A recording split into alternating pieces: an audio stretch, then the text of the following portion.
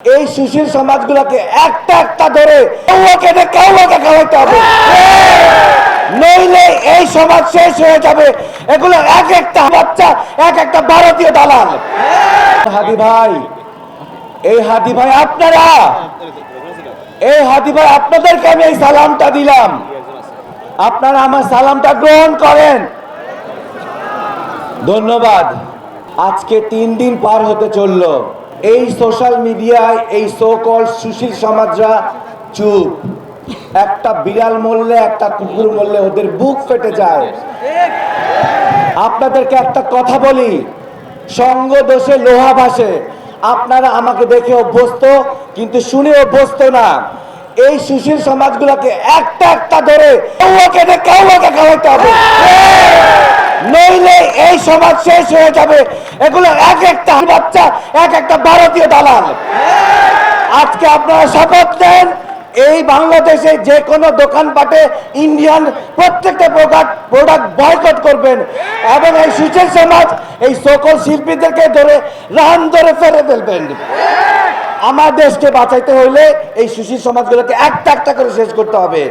আমি তখন থেকে বলে আসতেছি, এখনো বলতেছি, এই দেশকে সেই 54 বছর ধরে বেঁচে আসতেছে এই মাছধারী, এই সুশীল সমাজ, এই লেখক, এই শিল্পী, এই গায়ক। আজকে 4 দিন পার হতে চললো, তাদের মুখে কুলো পাচ্ছে।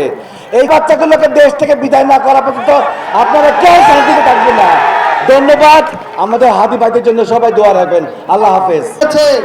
হাদি ভাইয়ের সাথে সাথে ছিল, সেই তথ্য ডিজিএফআই এর কাছে ছিল না। এটা কোনোভাবেই বিশ্বাসযোগ্য নয়। আমরা মনে করি ডিজিএফআই এর ভারতীয় পোর্শনটি সরাসরি এই হত্যা চেষ্টার সাথে জড়িত থাকতে পারে। কাল বিলম্ব না করে ডিজিএফআই এর যে সকল দায়িত্বরত ব্যক্তিবর্গ রয়েছে প্রত্যেককে বিচারের মুখোমুখি করতে হবে, জবাবদিহিতার মুখোমুখি করতে হবে। একই সাথে আমরা ভারতকে হুঁশিয়ারি করে বলে দিতে চাই, আমরা দেখতে পাচ্ছি দিন দিন ভারত বাংলাদেশকে ধ্বংস করার জন্য বাংলাদেশের সকল সন্ত্রাসীদেরকে নিয়ে একটি মিনি ক্যান্টনমেন্ট তৈরি করছে। এই ধারাবাহিকতা যদি অব্যাহত থাকে, বাংলাদেশে ভারতের কোনো হাই কমিশন রাখতে দেওয়া হবে না।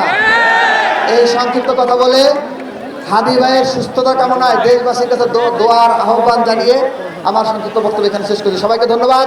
ইনকিলাব জিন্দাবাদ, হাদি জিন্দাবাদ। সবাইকে ধন্যবাদ।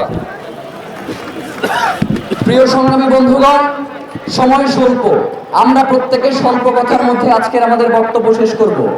এই মুহূর্তে বক্তব্য রাখার জন্য অনুরোধ করছি